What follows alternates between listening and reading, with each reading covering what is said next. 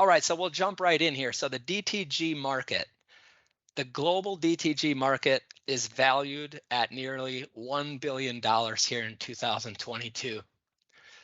What's interesting about this number is I've put together presentations um, like this over the last decade, and it always surprises me when I start to dig into this part of the research. It just surprises me how large this number has become. So this industry has been growing exponentially, and it continues to do so. The expected growth, 8.3% compound annual growth rate. So this industry is growing, has been growing, and it's projected to grow at a really healthy rate here. So by 2032, so over the next decade, we're looking at $1.8 billion global DTG market, which is an incredible pie to get a slice of. So mainly what I'm trying to say, there is no shortage of demand for apparel, and direct-to-garment printing technology is well positioned to be able to take advantage and really fill a void that's been there even prior to this technology even coming on the scene. So the DTG market, the growing popularity of stylish, funky, and colorful apparel is expected to drive a surge in demand for digital garment printing. So why is DTG growing so fast? So this is just a short list of some of the reasons. And kind of like I mentioned on the last slide, the need for some of the things that direct-to-garment printers can do has really always been there. You know, I've worked with a lot of screen printers, and the challenge has always been, you know, I have a customer that comes into the shop and they want 10 shirts and they're full color. Well, for the longest time prior to direct-to-garment printers, it's just not a job that was profitable.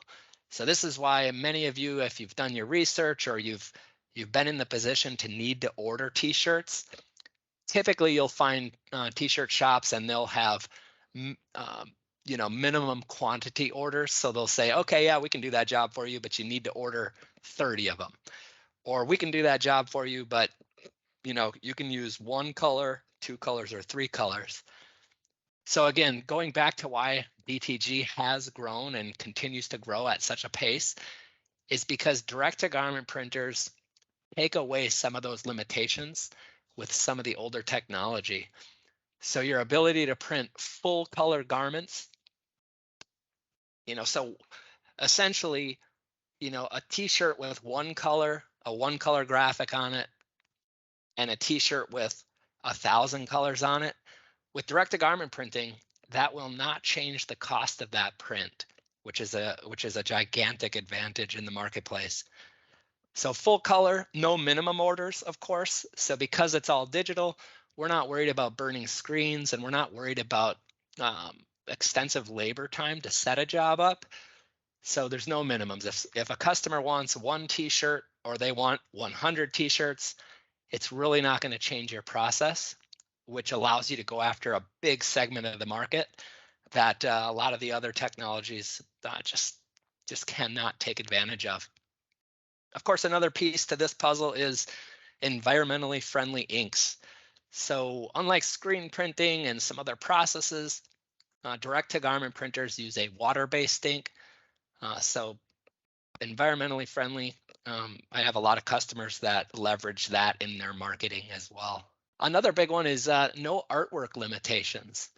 So in the past, if you have a really intricate, incredible design and you bring it to a print shop, they might say, okay, we need to, you know, eliminate some colors, maybe eliminate some detail. With direct-to-garment printing, because it's inkjet, you can print high resolution artwork without having to degrade the artwork itself. Another reason, people want to shop local. So obviously there's a lot of massive apparel print shops, print houses, but you can get at your target market. You can get into your community and be the go-to shop the go-to business for all your local businesses looking for t-shirts. Of course, if you've received a t-shirt sample or you've had a chance to see a printed shirt from a direct-to-garment printer, the quality is amazing.